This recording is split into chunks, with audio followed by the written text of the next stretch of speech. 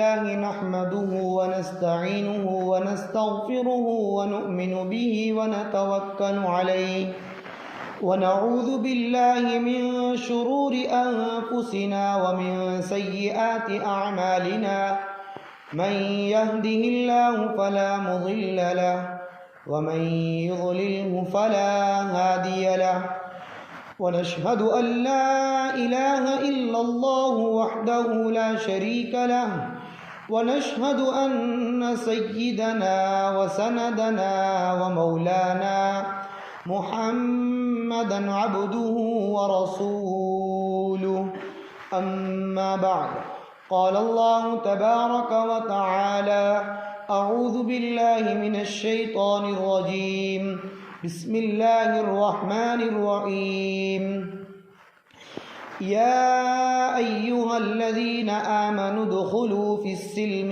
كافة ولا تتبعوا خطوات الشيطان إنه لكم عدو مبين صدق الله العلي العظيم۔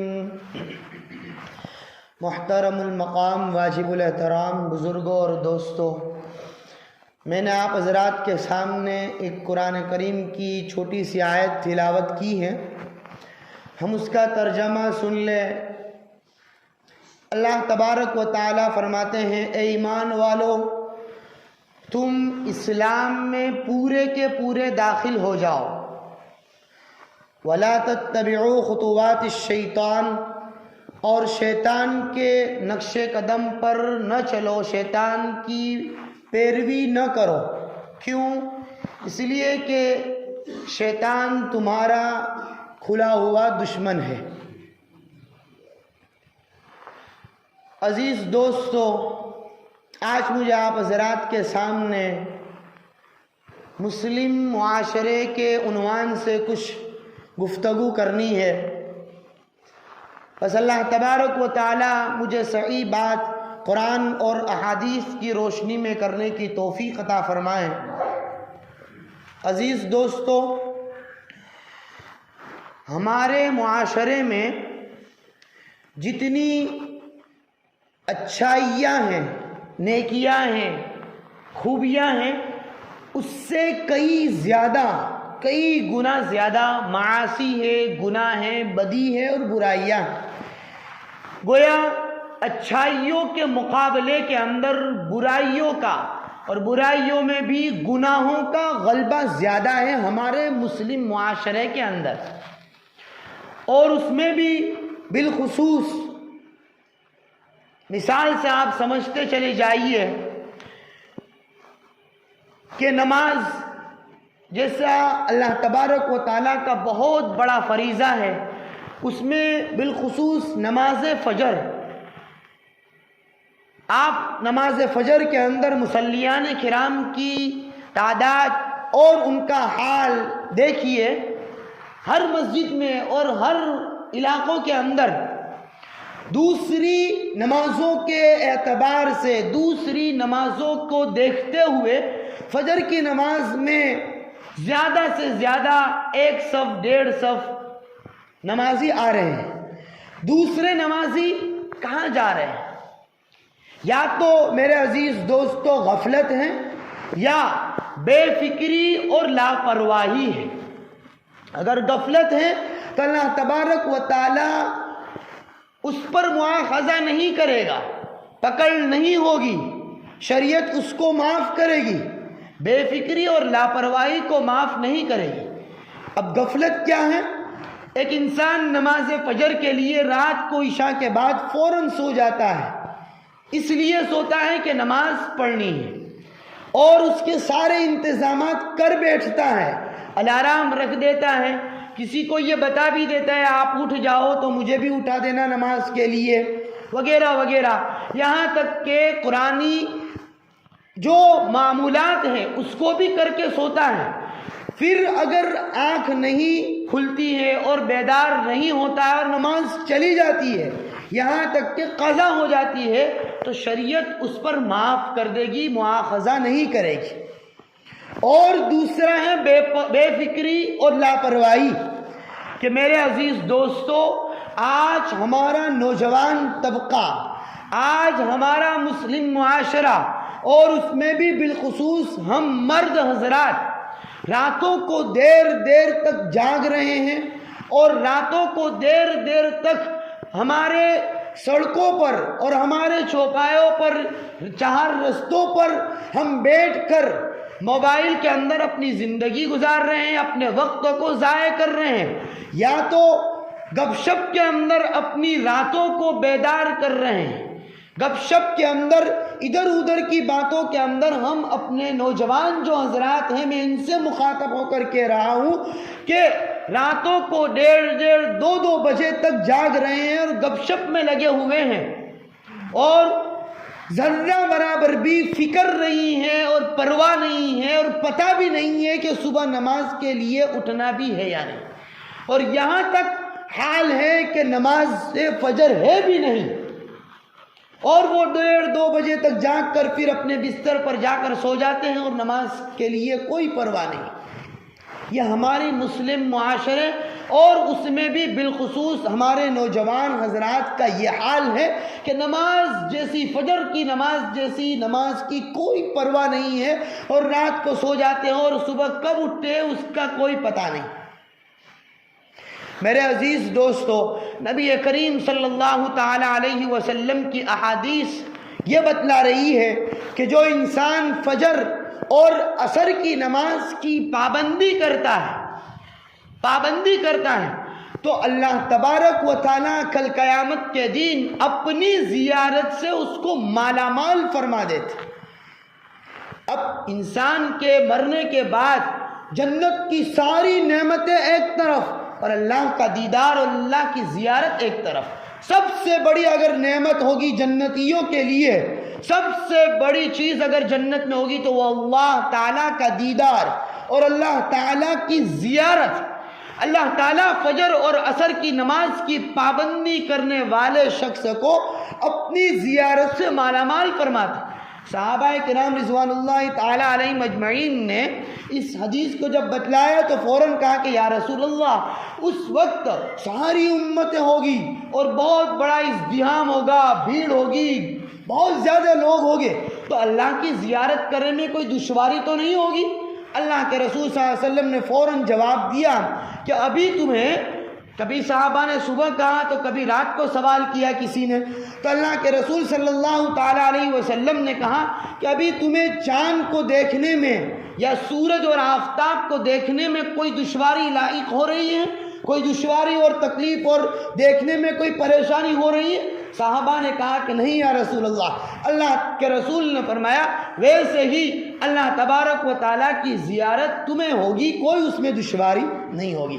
عزیز دوستو، صحابہ کرام رضوان اللہ تعالی علیہم اجمعین نے اللہ کے رسول سے بہت سارے سوال کر کے اور پوچھ کے ہماری شریعت کو کلیئر کر دیا، آسان کر دیا، کھول دیا، اور ہمارے لیے اس پر چلنا بہت آسان ہو گیا۔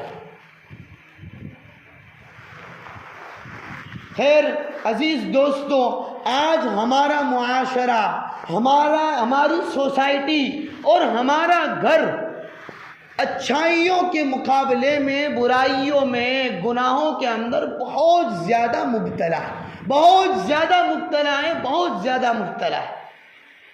آج ہمیں اس بات کی پرواہ تک نہیں رہی کہ ہماری اولاد کہاں جا رہی ہے، کیا کر رہی ہے، ہمیں کہاں بھیجنا چاہیے اور کہاں نہیں بھیجنا چاہیے۔ آج ہماری نوجوان، ہمارے علاقے کے نوجوان کہاں بس رہے ہیں، کیا کر رہے ہیں، اس کی ہمیں ذرہ برابر تک پرواہ نہیں رہی ہے۔ میں آپ کو حضرت عبداللہ ابن عباس رضی اللہ تعالی عنہما کے متعلق ایک بات اور ایک واقعہ سناتا چلوں۔ اس سے کئی سارے ہمیں سبق ملتے ہیں، کئی ساری چیزیں اس کے اندر سے ملتی ہیں۔ میں آپ حضرات کے سامنے اس واقعے کو بتلاتا چلوں۔ پہلے تو ہم یہ جان لیں کہ حضرت عبداللہ ابن عباس رضی اللہ تعالی عنہ کون ہیں۔ حضرت عبداللہ ابن عباس یہ آپ صلی اللہ تعالی علیہ وسلم کے چچا زاد بھائی تھے۔ عباس آپ کے چچا تھے اور عبداللہ ان کے بیٹے اور یعنی چچازاد بھائی ہوئے. ایک طرف چچازاد بھائی بھی ہیں اور ایک طرف نبی کریم صلی اللہ تعالیٰ علیہ وسلم کے سالی کے بیٹے بھی ہیں. آپ صلی اللہ تعالیٰ علیہ وسلم کی جو سالی تھی اس کے بھی بیٹے ہیں. خیر حضرت عبداللہ ابن عباس رضی اللہ تعالیٰ عنہما بہت بڑے صحابی اس حساب سے ہے کہ کم عمر کے باوجود بھی بڑے بڑے صحابہ آپ سے علم کے متعلق اور فقہ کے متعلق آپ سے رجوع کرتے تھے. یعنی آپ کے پاس بہت سارا قرآن کا علم تھا، بلکہ مفسر قرآن تھے حضرت عبداللہ ابن عباس. تفسیر ابن عباس نام کی ایک کتاب بھی ہے. حضرت عبداللہ ابن عباس بہت سڑے علم کے پہاڑ تھے. کیا وجہ رہی اتنے بڑے علم ان کے پاس، اتنی بڑی سمجھداری ان کے پاس کس وجہ سے تھی؟ اس پر ایک واقعہ ہے کہ آپ صلی اللہ تعالیٰ علیہ وسلم جب مدینہ تھے، ہجرت کر کے آئے تو عبداللہ ابن عباس اپنے والد عباس کے ساتھ مکہ سے مدینہ ہجرت کر کے آئے. چنانچہ حضرت عبداللہ کو ان کے والد عباس نے یہ فرمایا کہ تم اپنے خالہ کے یعنی حضرت میمونہ جو ان کی خالہ ہوتی تھی ان کے گھر پر آج رات کا قیام کیجئے. کیوں؟ اس لیے کہ نبی کریم صلی اللہ تعالی علیہ وسلم کے رات کے معمولات کیا ہیں اس کو آپ کو دیکھنا ہے اور مجھے صبح بتلانا ہے. باپ اپنے بیٹے سے یہ کہہ رہا ہے کہ خالہ کے مکان پر رات کا قیام کرے. وجہ کیا رہی؟ اس لیے کہ حضور کے رات کے معمولات کیا ہیں، رات کو کیا عبادت کر رہے ہیں، کس طرح کر رہے ہیں، اس کو تمہیں مجھے بتلانا ہے. حضرت عبداللہ ابن عباس کہنے کے مطابق رات کو حضرت میمونہ رضی اللہ تعالیٰ عنہ کے مکان پر یعنی حضور کے مکان پر قیام کرنے کے لیے چلے گئے. جب حضور صلی اللہ علیہ وسلم عشاء کے بعد آئے، دیکھا کہ حضرت عبداللہ ابن عباس سوئے ہوئے ہیں. اب کہاں سوئے ہوئے اس کا بھی ہم اندازہ لگائیں. آج ہم لوگ چارپائی پر، بیڈ پر، پلنگ پر سو رہے ہیں. سرکار دو عالم صلی اللہ تعالی علیہ وسلم، امام الانبیاء والمرسلین صلی اللہ علیہ وسلم زمین پر سو رہے ہیں. ایک جگہ میمونہ کی ہے اور ایک جگہ حضور کی ہے. جہاں پیر رکھتے ہیں، پاؤں رکھتے ہیں، اس جگہ پر عبداللہ ابن عباس سوئے ہوئے ہیں، لیٹے ہوئے. آ کر کہا کہ بچہ سو گیا؟ میمونہ نے جواب دیا ہاں سو گیا. عبداللہ ابن عباس کہہ رہے ہیں میں اس بات کو سن رہا ہوں. خیر حضور سو گئے، آدھی رات کو اٹھے. یہ حضرت عبداللہ ابن عباس خود اپنی روایت میں بیان کر رہے ہیں کہ آدھی رات کو نبی کریم صلی اللہ تعالی علیہ وسلم بیدار ہوئے. اوپر مشکیزہ تھا، اس سے پانی لیا، پانی پیا. پانی پینے کے بعد قرآن پاک کی ان فی خلق السماوات والارض واختلاف والی آیت پڑھی. آیت پڑھنے کے بعد اب استنجا کے لیے تشریف لے گئے. حضرت عبداللہ کہہ رہے میں نے بھی ایسے بیدار ہوا، کھڑا ہوا، پانی پیا، آیت پڑھی. اور جب حضور استنجا میں تھے تو میں نے باہر ایک پانی کا لوٹا وضو کرنے کے واسطے رکھ دیا. یہ 9-10 سال کے بچے کے اندر یہ سمجھداری، 9-10 سال کے تھے حضرت عبداللہ ابن عباس، 9-10 سال کی عمر کے اندر اتنی سمجھداری. خیر جب حضور باہر نکلے تو کہا میمونہ سے کہ کیا یہ آپ نے پانی کا لوٹا رکھا ہے؟ کہا نہیں عبداللہ نے رکھا ہے. فوراً اللہ کے رسول نے دعا دی اللہم فقہہ فی الدین کہ اللہ تجھے دین کے اندر، دین کے متعلق فہم دے، سمجھداری دے. کس وقت دی؟ تہجد کے وقت دی اور نبی کریم صلی اللہ تعالی علیہ وسلم نے دی، جس کا نتیجہ میں آپ حضرات کے سامنے پہلے بتا چکا ہوں کہ بہت بڑے فقیہ فی الدین حضرت عبداللہ ابن عباس. خیر اس کے بعد جب حضور نماز کے لیے تشریف کھڑے ہو گئے تو نماز کے لیے حضرت عبداللہ کو پتہ نہیں تھا مسئلہ، تو وہ بائیں طرف کھڑے رہے. حضور نے درمیانی نماز میں کان پکڑ کر سیدھے طرف اپنے برابر میں کھڑا کیا، اپنے برابر میں کھڑا کیا. جب حضور نے کھڑا کر دیا تو حضرت عبداللہ خود بخود ایک قدم پیچھے ہٹ گئے.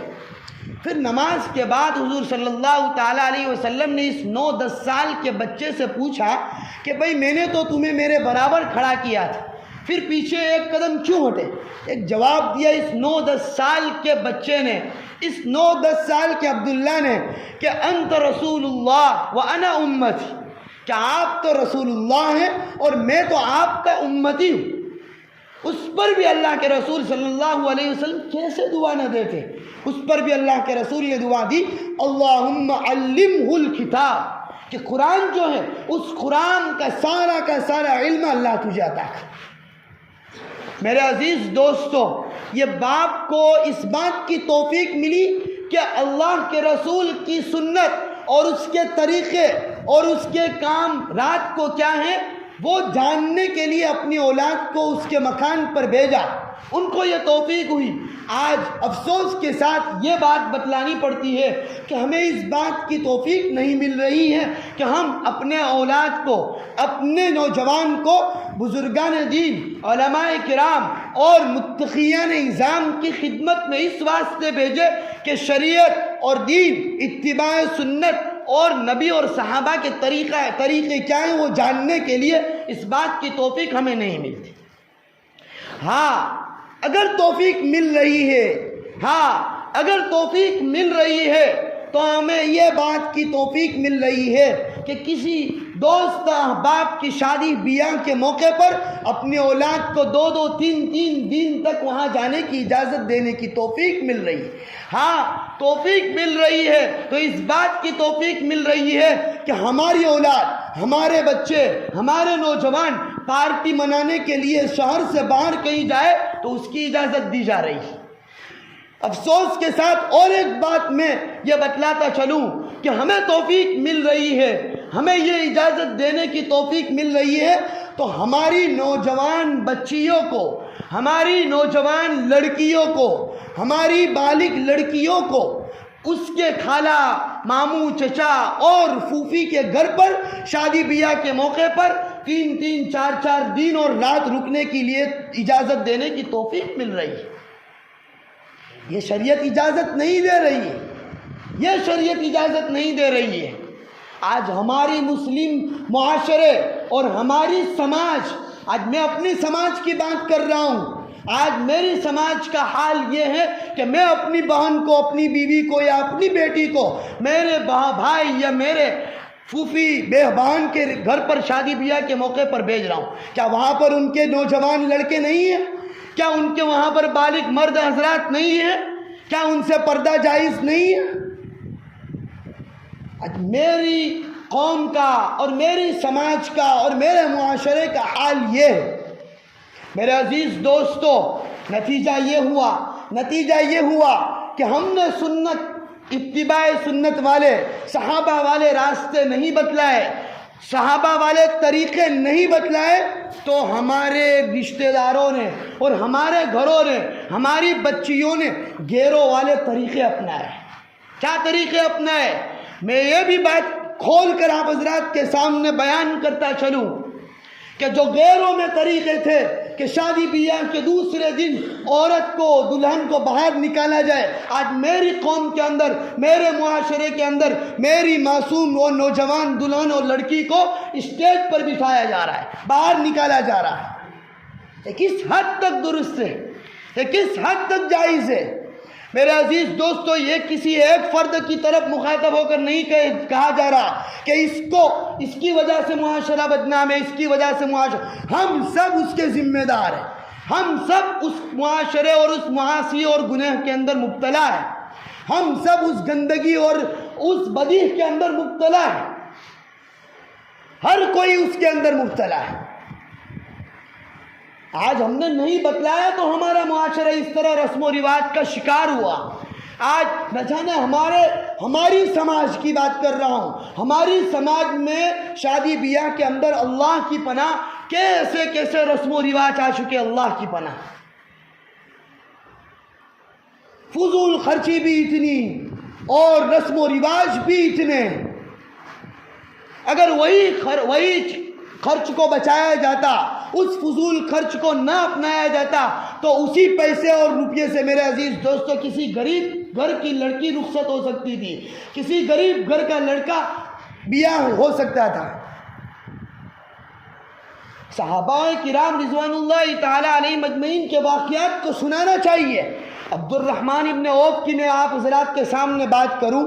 عبد الرحمن ابن عوف رضی اللہ تعالی عنہ صحابہ میں مالدار صحابہ تھے، مالدار، بہت بڑے مالدار صحابہ تھے، بہت بڑے مالدار، تاجر بھی بہت بڑے تھے۔ اللہ کے رسول کے کہنے پر مکہ سے مدینہ کی طرف ہجرت کر کے چلے آئے، کچھ بھی نہیں تھا، خیر وہ تاجر تھے، جانتے تھے تجارت کی، مدینہ میں واپس مالدار ہوئے، اتنے بڑے مالدار کہ حضور ان کی مثال بیان کر رہے ہیں۔ اس صحابی کی میں بات کر رہا ہوں کہ حضرت، اور دوسری ایک بات عرض کر دوں کہ وہ عبد الرحمن ابن عوف عشرہ مبشرہ میں سے، ان 10 صحابہ میں سے ہے جس کو دنیا کے اندر جنت کی خوشخبری سنا دی۔ ان 10 صحابہ میں عبد الرحمن ابن عوف ہے۔ ایک مرتبہ راستے میں حضور سے ملے تو حضور صلی اللہ تعالی علیہ وسلم نے ان کے کپڑے پر ایک زلدی سی لگی ہوئی تھی، کلر جیسا لگا ہوا تھا، زعفران نامی۔ حضور نے کہا کہ عبد الرحمن، یہ عورت والی خوشبو زعفران کیوں لگا کر آیا؟ یہ تو عورت کی زعفران خوشبو لگانے کی ہے۔ حضرت عبد الرحمن ابن عوف نے جواب دیا کہ یا رسول اللہ، میری بیوی لگا کر آئی ہوگی، وہ مجھے لگ گیا ہے۔ اللہ کے رسول صلی اللہ تعالی علیہ وسلم نے کہا، عبد الرحمن کیا نکاح ہو گیا؟ شادی ہو گئی آپ کی؟ کہا ہاں نکاح ہو گیا۔ اللہ کے رسول صلی اللہ تعالی علیہ وسلم کی پیشانی پر بل تک نہیں آیا۔ دوسری بات، ایک دوسرے سے بہت زیادہ محبت کرنے والے، اور نہ حضور سفر میں ہے نہ کہیں دور ہے، بلکہ مدینہ میں رہ رہے اور قریب ہی میں گھر ہے، اس کے باوجود بھی حضور کو پتہ نہیں ہے کہ اتنے بڑے مالدار عبد الرحمن ابن عوف کی شادی اتنی سادگی سے ہو گئی۔ ہاں، اللہ کے رسول صلی اللہ علیہ وسلم نے اتنا ضرور بتایا کہ اولی ولو بشاتین، کہ ہاں تم ولیمہ ضرور کر دینا، چاہے بکری کا ہی کیوں نہ ہو۔ دوسری طرف میرے عزیز دوستو، ہم اپنا حال، اپنے گھروں کا، اپنے معاشرے کا، اپنے رشتہ داروں کا اور اپنی سوسائٹی کا دیکھیں۔ اگر ہمیں کوئی دعوت نہیں دے رہا ہے تو کیا ہمارا حال ہوتا ہے؟ ہم خود اپنے غریبان کے اندر منہ ڈال کر دیکھیں، اور ہم شادی بیاہ کے اندر کتنے خرچ کر رہے ہیں، کتنے اللہ کی پناہ قرض لے کر، ادھر ادھر سے لوٹ مار کر، کسی کو بوجھ لگا کر ہم کیسے کیسے اپنے شادی بیاہ کے اندر خرچ کر رہے ہیں۔ کتنا بڑا صحابی ہے، اس کے باوجود بھی دیکھیے کتنی سادگی سے نکاح کیا۔ چلو یہ تو دور کی بات ہے، میں قریب زمانے کی ایک بات کر دوں۔ 1983 کے اندر جس شخص کی اور جس بزرگ کی ہم ہر عشاء بعد یا فجر بعد تعلیم کر رہے ہیں مسجدوں کے اندر، فضائل اعمال، شیخ زکریا نور اللہ مرقدہ، میں اس کی بات کر رہا ہوں۔ 1983 کے اندر ان کی وفات ہوئی ہے، بہت دور نہیں جا رہا ہوں، ہمارے یہاں بھی کچھ حضرات ہو گئے جو 1983 کے اندر حیات، ان کی وفات 1983 میں ہوئی تھی۔ خیر، ان کی 2 نوجوان لڑکیاں تھیں۔ لمبا چھوڑا واقعہ ہے، میں واقعہ بیان نہیں کرنا چاہتا۔ خیر، ان کو محبت سب سے زیادہ تھی تو حضرت شیخ الاسلام حسین احمد مدنی نور اللہ مرقدہ سے ان کے متعلق پوری کتاب بھی لکھی ہے۔ اس کتاب کے اندر یہ واقعہ لکھا ہے کہ سہارنپور کے اسٹیشن پر جب دونوں بزرگ اترے تو اترتے ہی شیخ زکریا، جس کی ہم کتاب پڑھ رہے ہیں فضائل اعمال، انہوں نے شیخ الاسلام حسین احمد مدنی سے کہا کہ میں نے میری دونوں بیٹی کا خطبہ طے کیا ہے۔ کیا طے کیا ہے؟ خطبہ، یعنی سگائی نکی کی ہے، ابھی تو بس طے ہوا ہے۔ کس کے ساتھ؟ تو کہ بھائی انعام الحسن کے ساتھ اور یوسف کے ساتھ، جو مولانا الیاس صاحب نور اللہ مرقدہ کے دونوں صاحبزادے تھے، ابھی تو سگائی نکی کی ہے۔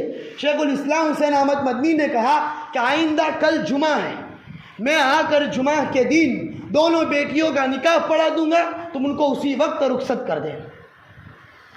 دوسرے دن کے بعد، ابھی تو سگائی نکی کی ہے، خطبہ طے ہوا ہے اور نکاح دوسرے دن، حضرت شیخ زکریا نے بیوی سے کہا کہ اس طرح معاملہ ہوا ہے، تو بیوی جواب دے رہی ہے کہ 2-5 دن کا اگر وقت مل جاتا، 2-5 دن کا اگر وقت مل جاتا تو میں اپنی بیٹی کے کپڑے سلا دیتی، 2-4 جوڑی۔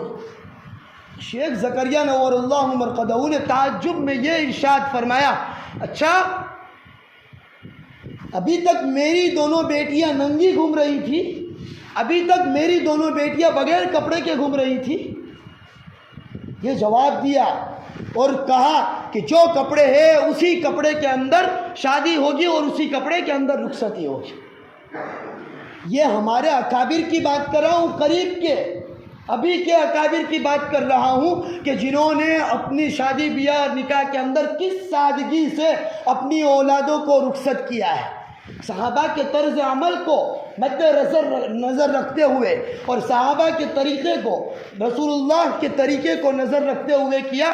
آج پوری دنیا کے اندر ان دونوں صاحبزادوں کے نام بلند ہیں، حضرت جی مولانا یوسف صاحب، حضرت جی مولانا انعام الحسن صاحب۔ آج ہر کوئی اپنی دینی بات کے اندر ان کے حوالے سے بات کر رہا۔ میرے عزیز دوستو، کہنے کے بعد اور کہنے کا مقصد یہ ہے کہ آج ہمارا معاشرہ، آج ہماری سوسائٹی اور آج ہمارا گھر سنت سے اور رسول اللہ کی اتباع سے اور صحابہ کے طریقوں سے دور جاتا ہے، اتنا ارتداد کے دہانے پر چلا جا رہا ہے۔ آج ہم نے جتنے رسم و رواج اختیار کیے، جس کے نتیجے میں آج ہماری مسلم قوم کی بیٹیاں ارتداد اور مرتد ہونے کے دہانے پر ہے اور مرتد ہو رہی ہے۔ یاد رکھیے، اگر وہ ایک مرتبہ ردت کا شکار ہو گئی واپس نہیں آ سکتی۔ ایک مرتبہ ایمان سہا ہاتھ دو بیٹی، واپس وہ نہیں آ سکتی۔ ان سب کے ذمہ دار میں اور آپ ہیں، ان سب کے ذمہ دار ہماری قوم ہے، ان سب کے ذمہ دار مسلم معاشرہ ہے۔ اللہ تبارک و تعالیٰ کئی سنی باتوں پر عمل کرنے کی توفیق عطا فرمائے اور ہمیں اپنے گھروں کو، اپنے علاقوں کو، اپنی سوسائٹی کو اور اپنے معاشرے کو سدھارنے کی توفیق عطا فرمائے اور سنت رسول اللہ صلی اللہ تعالیٰ علیہ وسلم کے طریقے کو جان جان کر اس پر عمل کرنے کی اور اپنے اولاد کو اس جگہ بھیجے جہاں پر رسول اللہ اور صحابہ کی تعلیم ہو رہی ہے، تربیت ہو رہی ہے، اصلاح ہو رہی ہے، وہاں پر اپنے اولاد کو بھیجنا چاہیے۔ اللہ تبارک و تعالیٰ کئی سنی باتوں پر عمل کرنے کی توفیق عطا فرمائے۔